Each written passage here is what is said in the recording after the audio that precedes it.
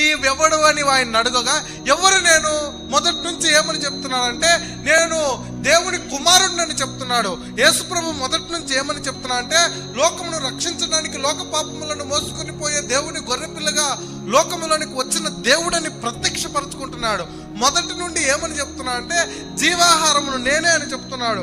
మొదటి నుంచి ఏమని చెప్తున్నా అంటే, లోకమునకు నేను వెలుగై ఉన్నానని చెప్తున్నాడు. మొదటి నుంచి ఏమని చెప్తున్నాడంటే, జీవ పానీయమును నేనే అని చెప్తున్నాడు.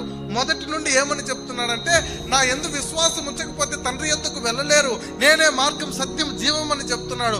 మొదటి నుండి ఏమని చెప్తున్నాడంటే, లోకమునకు పంపబడిన రక్షకుడైన అభిషిక్తుడైన యేసును, మెస్సయ్యను నేనే అని చెప్తున్నాడు. మొదటి నుండి ఏమని చెప్తున్నాడంటే, దేవుని కుడిపార్శ్వమున ఉండవలసిన ఆయన, దేవునితో ఐక్యపరచబడి ఉన్న ఆయన, దేవునితో దైవత్వములో భాగమై ఉన్న ఆయన, ఆయనే నరరూపిగా కన్యమరియ గర్భాన జన్మించి భూలోకములో మానవునిగా జీవిస్తున్నాడని చెప్తున్నాడు. మొదటి నుండి ఏమని చెప్తున్నాడంటే, నా కాలం వస్తుంది, నన్ను నేను సిలువ మీదకి ఎత్తబడతా, లోక పాపముల నిమిత్తమై నేను ప్రాయశ్చిత్తమును చేస్తా, సిలువ మీద నేను మరణిస్తా, సమాధి చేయబడి 3వ దినమున లేపబడతా. మొదటి నుంచి ఇదే చెప్తున్నాడు. విశ్వసించలేకపోయినాడు.